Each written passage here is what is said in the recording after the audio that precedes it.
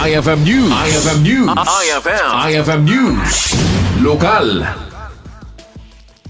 Narambakan ti 80th anniversary ti diplomatic relations tinagbaitan ti Amerika ken Pilipinas ni sayang katilasong aktibidad iti Carlson Event Center iti Los Angeles, California.